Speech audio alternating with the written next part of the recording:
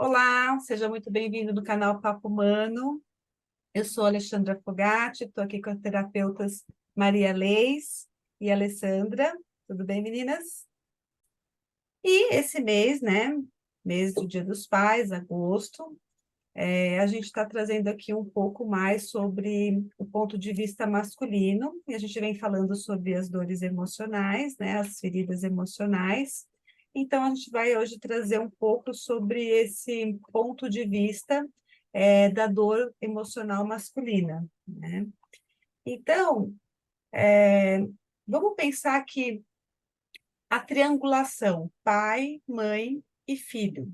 Todos nós viemos desse princípio básico, né? Que é onde constitui todo o nosso ser, que é onde vem todos os conflitos de nossa vida, é a partir dessa estrutura, dessa definição, né? E essa primeira fase da infância, como a gente também já tem trazido aqui, né, é onde vai formando máscaras, né, que você vai desenvolvendo ao longo da sua vida. Mas Freud, nos seus estudos, trouxe para nós um ponto de vista sobre a questão da questão do Édipo, né? O Édipo seria quando a criança chega ali na idade de 4, 5, 6 anos, onde tudo é a mãe, né? A mãe e o filho é uma coisa só. A mãe e o filho é um universo, né? Que se interagem o tempo inteiro, necessário. E nessa fase entra a jornada do pai, que é onde o pai começa a falar assim, olha, é necessário romper, porque existe outras coisas na vida, né? Existem outros prazeres além de suprir mãe e filho, né? Então o pai traz esse olhar para a esposa, né? Para a mulher, para que, olha, existem outras coisas importantes do que o seu filho, né? Não só isso. E para o filho também. A mãe deixa de ser o único objeto, né? Em que ele quer possuir, em que ele quer ter, né? Então, o pai começa com esse processo, falando de uma forma bem generalizada aqui, né, numa linguagem simples de entender, né? O pai começa, então, a colocar limites na vida desse filho, né? Então, um complexo de Édipo saudável é que nessa jornada, até o início da adolescência, o pai vai mostrando para o filho os limites da vida. E isso vai causar muitas emoções no menino ou na menina. Lembrando que hoje a gente vai trazer mais a figura masculina, né? Então, esse menino, ele vai começar a enxergar o pai como um concorrente, né? Porque o pai está querendo tirar aquilo que para ele é o mais importante, né? Então, ele começa a ter concorrência com o pai, ele começa a disputar com o pai esse poder da mãe, né? Esse objeto de desejo sexual, né? No sentido de ser o sexo oposto, né? Desse obter isso. Então, esse é uma dinâmica, né? É uma tríade saudável no desenvolvimento da criança.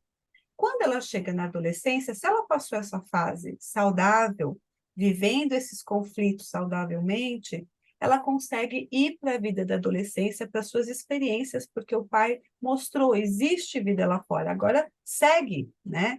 Vai atrás, vai em busca do que você precisa. E aí ele começa os relacionamentos, né? Que vão se tornar, pela experiência ali da adolescência, vai formar este adulto, né, com mais base nessa adolescência.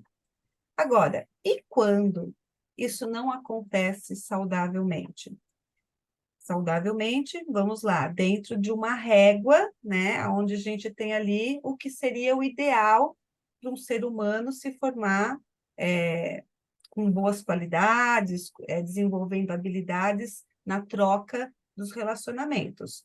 Mas a gente também entende, a gente vem trazendo isso ao longo das nossas últimas lives, que todo mundo está aonde tem que estar, porque tem que desenvolver determinadas habilidades, né? Então, Se a gente colocar nessa fase, né, vamos puxar a régua para baixo, né, houve problemas nessa tríade, nessa mãe, pai e filho. Por exemplo, se o pai sai dessa tríade, o pai vai embora, o pai falece, separa, o que acontece? Esse filho fica muito com a mãe, não há esse rompimento, né? Não há esse limite masculino do ir para a vida. Fica aquela ligação mãe e filho contínua, né? E isso pode ir para muitos lugares, né? Conforme a gente estava aqui conversando, é uma gama grande de situações que podem acontecer a partir daí.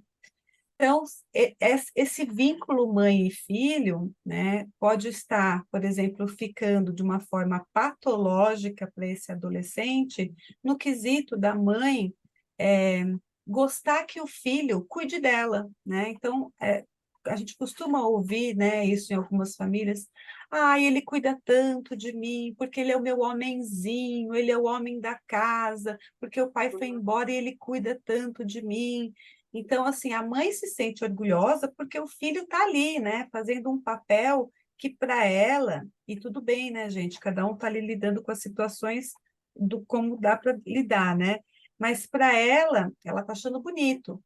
E naquele momento pode até ser, mas para ele lá na frente, isso na hora que ele começa a se relacionar mais ali com 9, com 10, com 11 anos na escola, com os amigos, começa um pouco, que a gente pode às vezes ver o bullying, né? Ah, é o filhinho da mamãe, ah, não faz nada que a mamãe não quer, a mamãe não deixa, né?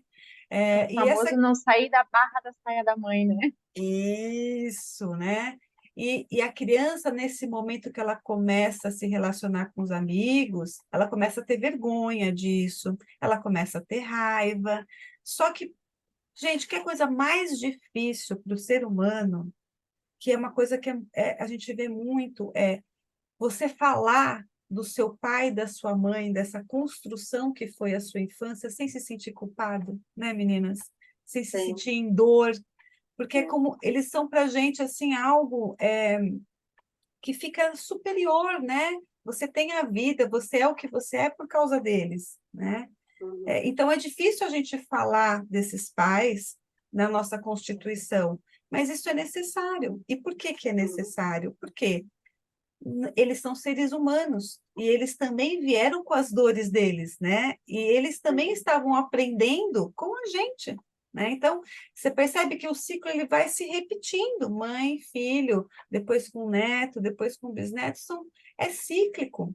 Então, é uma criança cuidando de outra criança, só que é uma criança mais adulta, né? E é, é assim que segue a vida. Então, tudo bem. E é sempre naquele olhar de você poder se descobrir, se autoconhecer, não para julgar o seu pai ou para julgar a sua mãe, é sobre o olhar do autoconhecimento, porque você é o que você é adulto e vive as relações que você tem que viver como adulto, né? Por causa dessa criança, né? Por causa desse uhum, pai e dessa mãe. Como você recebeu o amor, o afeto, como você viu a relação desse pai e dessa mãe, você vai replicar durante a vida, né? Então, essa é a importância de você estar olhando, né, com mais amorosidade para tudo isso, é a sua história. Então, voltando lá, o que acontece também é que essa criança, né, também pode se sentir sobrecarregada pela mãe, porque ela está fazendo algo que é muito pesado para ela, né, meninas? Porque assim, o que que uma criança de 7, 8 anos tem de maturidade para oferecer emocionalmente para uma mãe que está desamparada de alguma maneira, né? O que que ela pode fazer de material para ajudar, né? Então, ela fica num lugar em que ela precisa fazer muito pela mãe, porque parece que nada é o suficiente para suprir a dor dessa mãe, da ausência que essa mãe tem, né?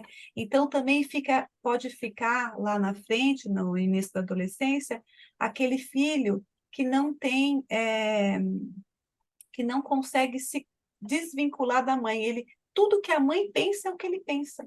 Então, ele vai se tornando uma criança insegura, ele vai se tornar um adolescente inseguro, onde ele sempre vai precisar da aprovação da mãe para ir para o mundo. Percebe que são duas situações diferentes, né?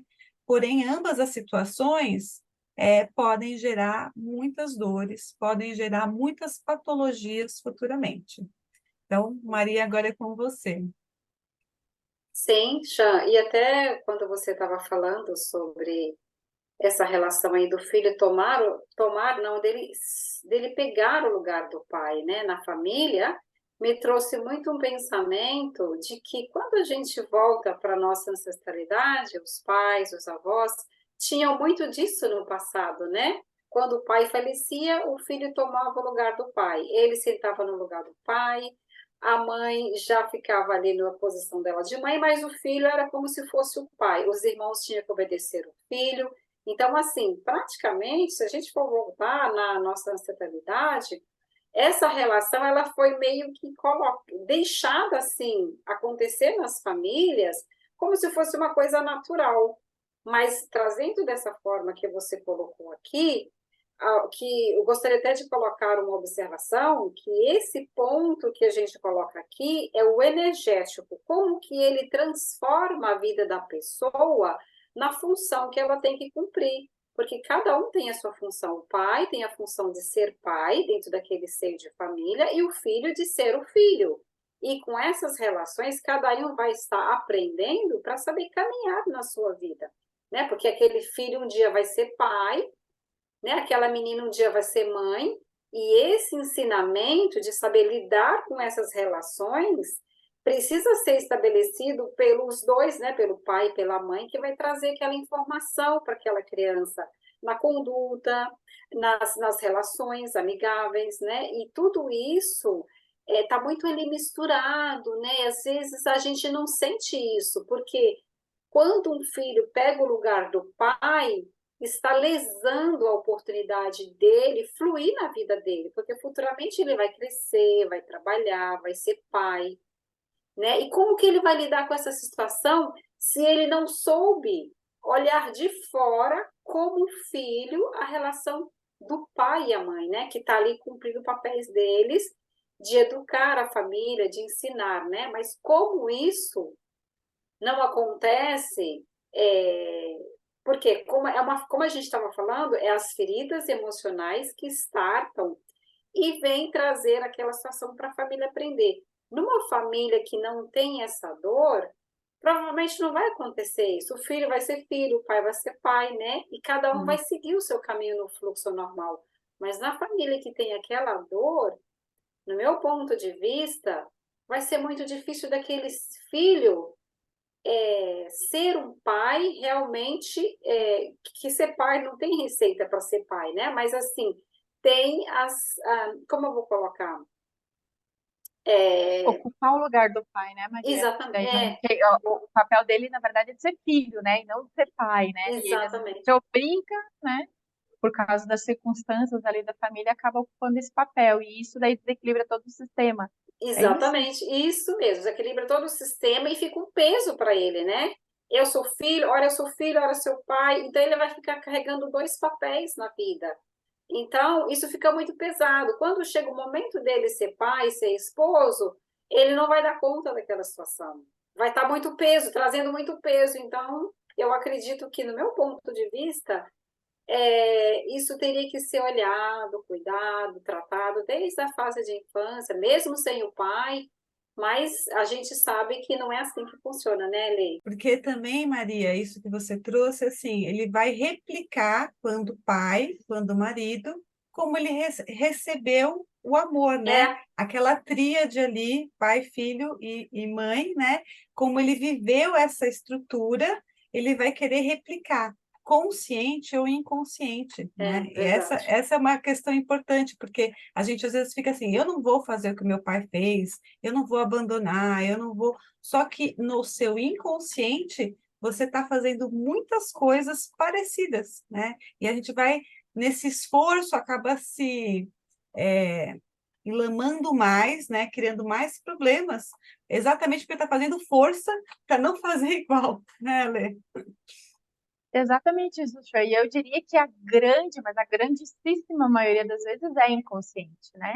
Porque essa reflexão toda, essa consciência, você não consegue ter, até porque você passou aquela situação enquanto você era criança. Então, como você havia dito, né? Que tipo de maturidade, né? Que tipo de estrutura que a criança tem para ter esse tipo de entendimento? Nenhum. E nem a mãe, ela também não faz por mal, né? Sim, Ela tá ali em sofrimento, né? E ela tenta ser ali a estrutura, né? A base familiar, né? Que ela precisa ser, né? Da melhor forma possível. E ela também não enxerga que ela está colocando uma carga, né? Em cima do filho, né? Nesse sentido. E aí a criança cresce para aquilo, ela cresceu daquela forma e ela acaba replicando, né, bem consciente, mesmo que ela não queira, né? Isso é muito interessante, né? A pessoa falar, eu não quero ser como o meu pai que foi ausente, que não esteve presente, né? Mas aí ela não consegue dar conta daquela base familiar dela, né? Claro, o ser humano é muito complexo, né, gente? Então, diversos tipos de estruturas familiares, as pessoas reagem de maneiras diferentes. Então, as dores, elas podem ser diversas, né? A gente trouxe, né, as cinco principais feridas emocionais, uma série de vídeos que nós fizemos, né? No final desse vídeo, a gente coloca o link para quem ainda não viu e quiser lá rever, é bem interessante, né? E então, porque é o que mais aparece, de acordo com os estudos, né, dos especialistas dessa área, são as que mais repetem, são padrões que as pessoas repetem de maneiras diferentes, né? E quando você começa a olhar o sistema, você acaba identificando, né? E que aí vem a dor do abandono, da humilhação, da rejeição, né? Que veste ali a máscara do controle, da rigidez, do masoquismo, né? A dor da traição. Então, isso tudo, né, acaba vindo para as relações, né? Do homem, né? Com a mulher e vice-versa, né? E também o que é importante a gente entender, porque tudo é sintonia, né? sim. Então, se esse homem, né, que está ali em dor, que tem uma dor causada por, né, essa situação vivida na sua infância, ele vai sintonizar com alguém que também tem essa dor, né? Uhum. E porque, né, as coisas são por sintonia, né? Só que aí é uma engrenagem, né? É uma engrenagem errada, vamos dizer assim, mas que funciona porque os dois estão em dores e os dois estão sintonizados. Só que o homem vai trazer numa determinada polaridade, talvez ali de uma energia mais masculina, que em desequilíbrio, que pode trazer ali a agressão, né? Se tornar um homem agressivo, abusivo, né? E a mulher, por outro lado, pode ter ali a autoestima, né, um problema de autoestima, né, um problema de se sentir abandonada, rejeitada, e aí eles se sintonizam e essa engrenagem acaba funcionando, mas se torna um relacionamento tóxico, né? Então, Uhum. de forma alguma a gente está, né, vindo aqui e dizendo, né, que é, querendo defender, por exemplo, um agressor, né? Não, nós não estamos aqui para isso, né? A justiça, né, está aqui para isso, né? E não nós, né? Então a gente está trazendo aqui, olhando para essas duas figuras como ser, né? Como ser humano e tentando entender ali, né? Estão De em que dor, forma né?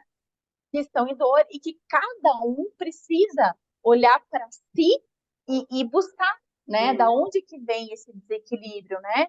Então, porque a gente vê ali esse sistema, né, tão doentio de que a mulher muitas vezes ela se sente culpada, né, que ela causa essa agressividade do homem, né, que ela é a raiz da agressividade, né? Então não é com vítima e culpado, e sim ela olhar para ela no sentido de como ela pode se fortalecer, como ela pode olhar para ela, né, e sentir ela se acolher, e o homem, da mesma forma, olhar, né, não colocar a culpa na mulher, e sim olhar para ele e ver da onde que vem essa impulsividade, esse impulso de resolver as coisas de forma agressiva, de denigrir a parceira, né?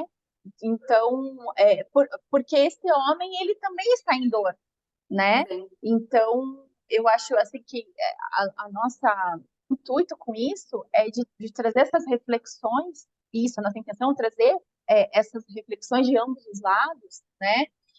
Sem né, tentar achar vítimas e culpados, mas que são dois seres humanos em dor e que é importante fazer essa reflexão com a ajuda, obviamente, de um profissional para chegar ali no ponto, né, onde precisa ser tratado, né, meninas? Muito interessante isso que você trouxe, porque assim, é um olhar, né? Não é uma justificativa, é um olhar, uma forma Isso, de exato. você perceber que existe dor no outro também, é uma empatia, né? Você está sintonizado com aquela pessoa, você está vivendo aquela situação muito ruim com essa pessoa que é extremamente controladora, né? Porque o homem que foi passando por essa situação, que na adolescência foi criando relacionamentos com problemas, né? Então, ali na adolescência, ele foi se relaciona com uma, não é igual a mãe, ele se relacionou com outra.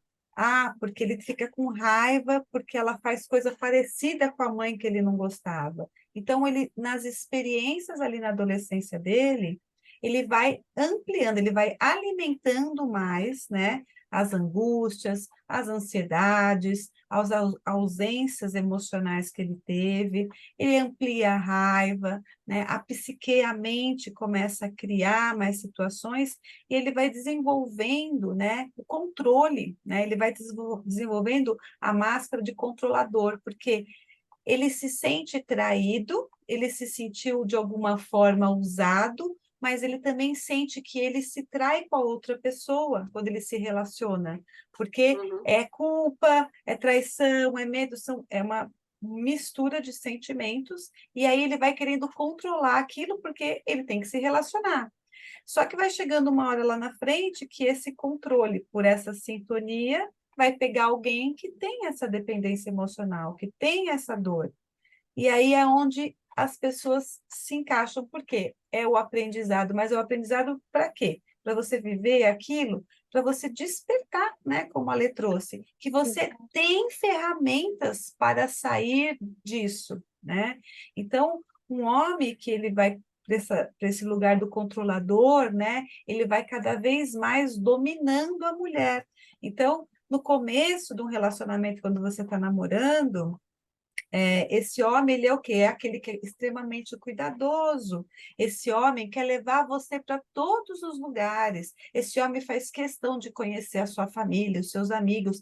Ele quer estar presente. Então, quando você está ali na fase de paixão, você acha lindo isso, né? Só que isso vai deixando com que ele vá dominando a sua vida. Ele vai controlando, cerceando você em todos os lugares. E a hora que ele percebe que você está totalmente dependente dele, que você está entregue ao amor dele, é quando as paranoias, né, as patologias às vezes podem aparecer, porque aquilo que você vivenciou fica na mente, porque a pessoa não está falando, ela não está achando aquilo que é um problema. Ela acha que aquilo é normal. Estou controlando porque eu te amo, estou te levando, não pode fazer isso, não pode fazer aquilo. Só que as paranoias elas vão aumentando, né? A patologia mental vai ampliando. E aí, como é que você faz?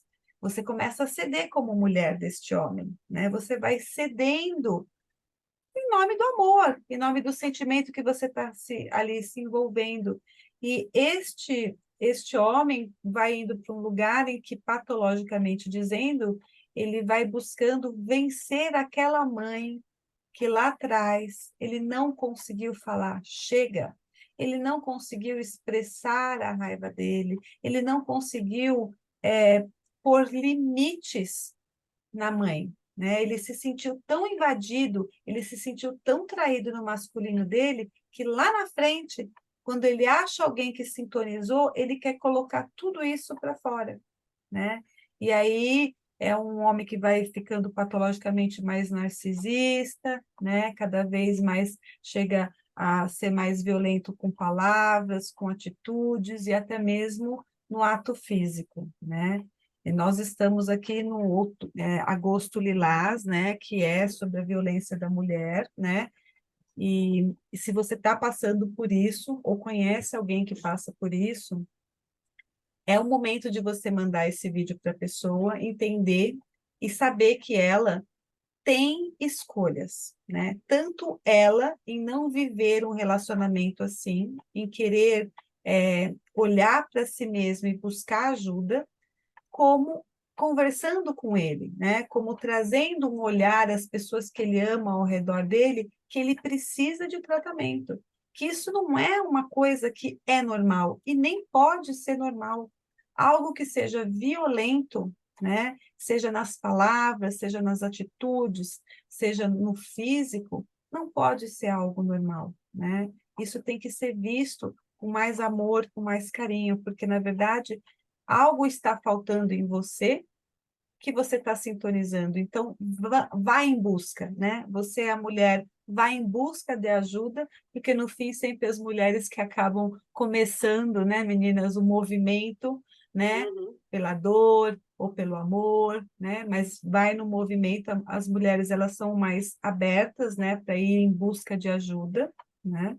E a ajuda está em preencher de si mesmo, né? Em preencher amor para você e ter coragem de fazer movimentos em sair dessa situação, em coragem de ter movimento e falar, parceiro, você está exagerando, né? Você está precisando olhar um pouquinho, vamos numa terapia, eu conheço um grupo ali que pode estar ajudando. Então, de alguma maneira, você começar a trazer um movimento, um olhar para conseguir sair de uma situação que vai ficando cada vez mais caótica, né? Cada vez mais difícil e que realmente afeta muitas mulheres, né? Muitos lares, vamos dizer, hoje em dia, né? Lares, porque a dor é dos dois, como a gente está trazendo aqui. Exato, Xan. E eu queria complementar, porque muitas vezes a mulher acha que ela não denuncia, né, na intenção de que não quer prejudicar, né, o parceiro, mas na verdade, aí sim que ela está prejudicando, no sentido de que está tendo um reforço positivo da atitude. Porque se a pessoa tem aquela atitude e ela não vê a consequência daquilo, né, ela não sofre a consequência da atitude errada, ela vai se achar de maneira inconsciente, né? Ela recebeu uma permissão para ela repetir. E vai repetir. Se a pessoa faz uma vez, muito provavelmente ela vai fazer de novo, né? Isso pode ficar cada vez maior, né? Então, às vezes a parceira no intuito de achar que, né, tá ajudando e não quer prejudicar o parceiro e ela, né, não toma nenhuma atitude em relação a isso, ela tá sim prejudicando ainda mais porque ele vai ter o reforço positivo da atitude dele e ele vai repetir isso mais vezes, né? Então tem que ter um basta, né? E a questão ali da pessoa, né, sofrer as consequências, né, jurídicas, né? Elas precisam existir. Agora, não quer dizer que a pessoa não possa conversar, não possa perdoar, né? Quem está aqui, a gente não está aqui para julgar ninguém, né? Então, se a parceira ama, né? O que acontece? Se a pessoa, puxa, eu amo essa pessoa, né? E eu estou disposta a ajudar. Mas pensa bem, né? De que forma que você vai ajudar? As consequências precisam existir, né? E aí você pode tentar trazer essa ajuda dessa forma, de que ajudá-lo a entender as atitudes dele, o comportamento dele, da onde vem isso. Ele mergulhar, né, para dentro de si e buscar, né, da onde que vem tudo isso, né? Então, e você, mulher, você também, né, tem que buscar essa ajuda e você se fortalecer, né? Então, porque a gente acha que, né, o ajudar está em não prejudicar, e na verdade aí sim que você está prejudicando mais, né? Eu acredito que seria bom olhar muito assim para a comunicação, né, que a pessoa tem um com o outro nessa condição, porque assim, quando a pessoa está exagerando muito, o que que a mulher pode fazer? Olha, tem algo que está me incomodando, vamos conversar? O que está acontecendo com você? Eu posso te ajudar? Ou então, se a pessoa não aceita o que você fala, o que você faz, fala, olha, sinto muito, eu penso diferente, mas eu respeito a sua opinião. Eu posso te ajudar, eu posso te orientar, mas eu preciso estar do meu lado. E Se no final não tiver uma decisão, não tiver um consenso, então é falar não, porque toda vez que eu baixo a cabeça e não falo não, eu estou aceitando aquela situação. E para ele está confortável, para a pessoa que está na posição de manipular, está confortável. Então, atentar muito a essa comunicação, essa forma de conversar para poder estar amenizando essa situação e levando para um caminho que você possa estar chegando a um equilíbrio, porque tudo que é demais, a gente tem que olhar. Se tem muito amor, tem que olhar. Se tem muita Sim. raiva, tem que olhar e chegar a equilibrar essa relação. Né, Chan? Pode falar, Se desculpa. tem muito controle, tem que olhar, né? Porque a questão é assim, a distorção, né, do comportamento do controlador, desse controlador que nós estamos levando aí para um lugar patológico, ele tem três níveis, um leve, um moderado e o excessivo, né? O grave, né? Então, seria o leve é por amor, aquele marido ciumento que está sempre querendo controlar, você briga, tal, mas acalma a situação, depois ele cede um pouquinho. Então, assim, existe ali um controle, uma dor que é leve, você está lidando com a situação. O moderado é quando você briga e já não consegue mais ceder, né? A pessoa já não cede tanto, né? Ela continua naquele lugar calculista, né? Ela continua naquele lugar dominador, onde para você, para ele, né? Você está fazendo coisa errada já, né? Então ele já começa a ir para um lugar um pouco mais patológico, ele já está ali indo para um lugar mais patológico, doentio, que é o grave, né? Onde realmente é uma psicopatia, onde essa pessoa ela já não tem mais empatia com esta outra pessoa, com esta outra companheira, né? Não há empatia, há só o controle. Então, na mente dessa pessoa controladora, que já está num grau hard, né? Já está super, ele é um narcisista. Tudo que ele faz, como ele faz, da forma que ele faz, é que é o correto. Então, se você está com uma pessoa ao seu lado assim, saiba, você não vai conseguir mudar essa pessoa, né? Essa pessoa, ela está doente psicologicamente, mentalmente. Ela precisa de uma ajuda. Então, mesmo que você ame, se salve, né? Porque assim, não vai haver uma salvação sua para com aquela pessoa. Então, salve a você, porque é muito difícil conviver com uma pessoa que está nesse grau grave controlador, né?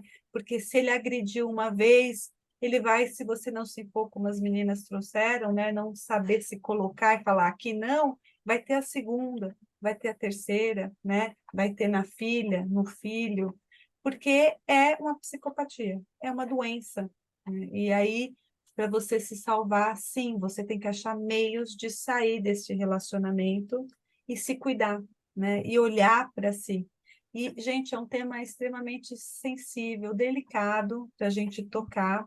Você conhece alguém que está nessa situação, que está precisando de ajuda, que se puder, entre em contato, se a gente também puder ajudar daqui, né, no que for possível ali trabalhar.